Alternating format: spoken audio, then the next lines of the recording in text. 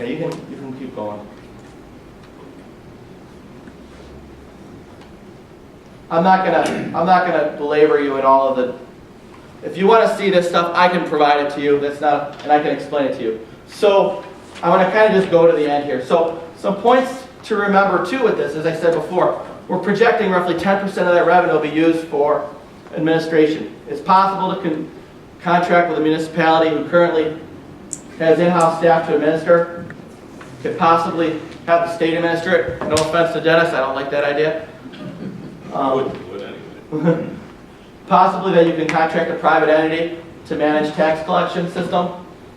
And one of the things you may want to consider by doing this is you could consider eliminating that $180,000 transfer from general fund to local streets, and you could use these proceeds for that.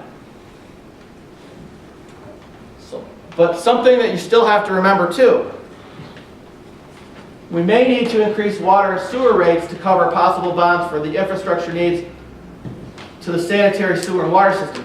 What we're talking about may only just be the streets. Water and wastewater funds can be used towards a portion of road replacement costs. There are certain straight grant funding options, funding programs that will allow this. The SAW grant program is going to help us evaluate this and incorporate it into our plan. If this was to be put on a November ballot, currently there is no plan to sell to the voter as is currently being worked on. If you were to do this, you want to be able to show a plan so a voter can see over a 5-year, 10-year, 15-year range of what they will be voting for, yes or no on. However, once you have a plan finalized, I would think the sooner, if you were to do this, the sooner the city can put this proposal on a ballot, the quicker we can move forward if it passes. Now, I know I'm just kind of bringing you the, I'm kind of the bearer of the bad news tonight, and have to have this uncomfortable conversation because it's going to require more revenue. But if the city council wants to delve into this further, we need an independent entity with experience in this subject matter to analyze what I just gave you tonight. I've been talking to an entity that can help us, but don't rely on me for this data. I know I don't do this for it every day. I have 2 graduate level statistics courses and a couple of budgeting courses. And I spent several months on this, and if you were to do this, I don't want you to bet your future on what I gave you today, because I only just gave you a model, and my model could be, there are probably things in the model that I'm missing, because that's not what I do every day. But our infrastructure system will not be fixed on our current revenue system in place today. There is a need for an additional revenue to complete this task. That's really all I have for my presentation. Like I said, unfortunately we have to have this uncomfortable conversation, but it's something that really, I guess the question is, what kind of city do you want? If you want the status quo, and I don't think that's the case, I mean, we're not going to be, I just don't see any way with our current revenue structure the way it is right now to be able to address the needs of this city in the way they need to be addressed. And that's all I have. All right, thank you. Mr. Hodges, did you want to speak?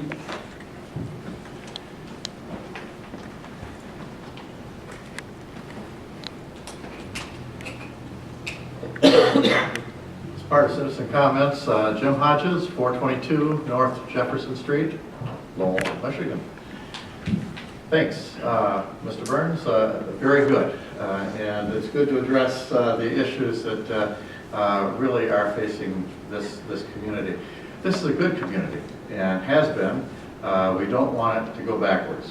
And we've had the discussion about the police department before and beaten that up a few times. And we're not going to have businesses locating here if we don't have a police department to add support.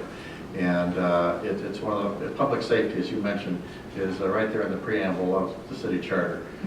So we don't want to go backwards. The issues are, how can we continue to go forward? And a little bit of experience I've had from some experiences over the last few years, I agree that we do need to look at additional revenue sources for moving forward. I would think that we need to work our way through this. It's good to let the public be aware that this is coming, so it's no great surprise. And to work at doing a PR piece that shows the benefits of having a good balanced community.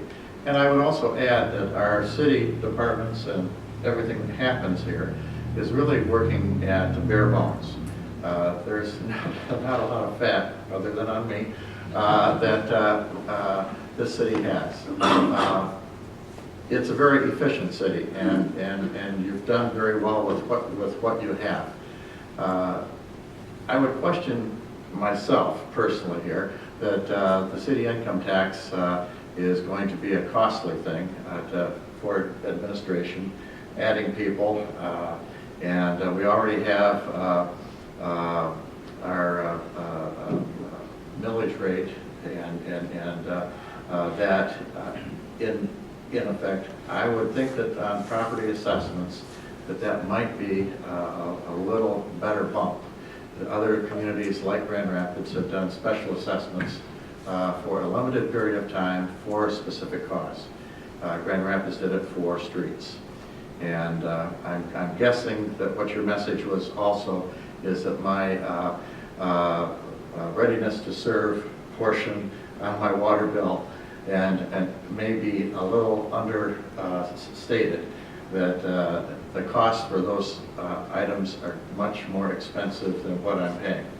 And if we're looking at bringing up our standards for what we have underground, what we don't see is going to be quite costly. So looking at all of the things, good luck. But I think that people feel badly when they feel that they're paying an unfair amount of tax on themselves. I'd be here to tell, well, I'll twist it a little bit and just say, taxes are good. Taxes make things happen. They employ good people. They help a community be strong and represent to the world what we want to be. Taxes can be good. It's one that it feels that it's unfair to myself or to somebody else, that they're paying a disproportionate amount of tax, that it gets quite uncomfortable. So I like to have some benefits. So we've lived here a long time. We intend to live here for a long time. It's a good community. Good luck. Thank you.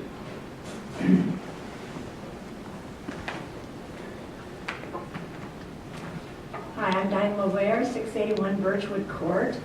I also wanted to address the city income tax. The advantages, of course, are the revenue that will be received, but then the disadvantages. Lowell will have to pay large sums, and you call it administration fees, and I think you're going to be having a budget that shows the expenses and the income. But as in the case of other cities, Lowell would also need employees to do the city taxes. A resident can actually come to the city that has a city tax and have his or her city taxes done by that city. Then in businesses, our Lowell businesses would be required to withhold city taxes, which would increase their expenses. And then for the citizens, businesses outside of the city, such as Meyer, would not be required to withhold city taxes, which would place the responsibility on would place the responsibility of asking the employer to do that on the citizen, or would give the citizen a very big surprise at tax time. People living and working in Lowell would be assessed this tax. Lowell, as you said, has 4,044 citizens. Lowell Township has 5,949 citizens, and Virgins Township has 4,189 citizens. In other words, our wonderful neighbors outnumber us more than double. and are using our resources and roads as much or more than we do and would not share the responsibility unless they work in Lowell. And as you said, I and many other seniors who use Lowell's resources would not be assessed this tax and also would not share the responsibility. Also, if the taxpayer decides to have his or her taxes done by a paid professional, it would also cost them a typical fee of about $20 for just the city taxes. Our taxes, and you've talked about property taxes. Again, they're the highest in the area, one of the highest in the area. I have always voted for an increase in a millage, and thus an increase to our property taxes because of our wonderful schools and our public services. Actually, we paid $3,018 in taxes in 2017. And we, although we haven't had an appraisal for our home, I would guess it might be worth about $150,000. And I'm going to look to see if our property taxes went down, as you said, in the last years, but I don't remember that. Possibly I only remember the good things, but, or the bad things, I mean. So looking at the millage rates in just Kent County, our millage rate, and I was looking at the total millage rate, but our millage rate is higher than not only Lowell and Virgins townships, but also higher than Ada Township and Rockford. Also, young families have been known to look for homes in our neighboring townships, and even in toward Ionia or toward Saranac, while still being able to take advantage of the quality of the Lowell schools. So right now, I think I would be against a Lowell income tax unless I saw some reason that it's really going to be beneficial as far as revenue. And my information might not be 100% accurate, and because it's probably updated daily. But I did get my information from the Michigan Uniform Income Tax Ordinance and other cities and townships that have the tax.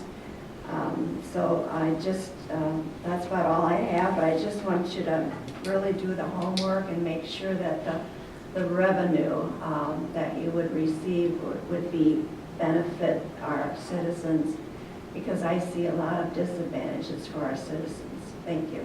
Thanks, Ben.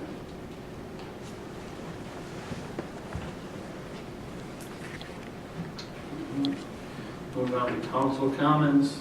Mr. Solzweedl? This is a subject that I can think of that I've been here for 12 years that has been ongoing since day one, the infrastructure, how you pay for it.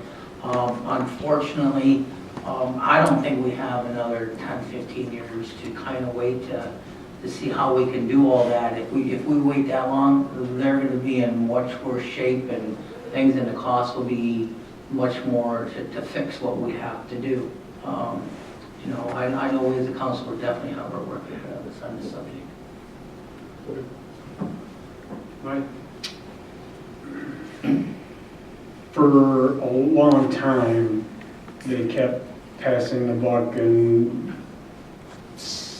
I just feel this is the time that we need to step up, make a statement, and get our infrastructure back to where it needs to be. This is a good town.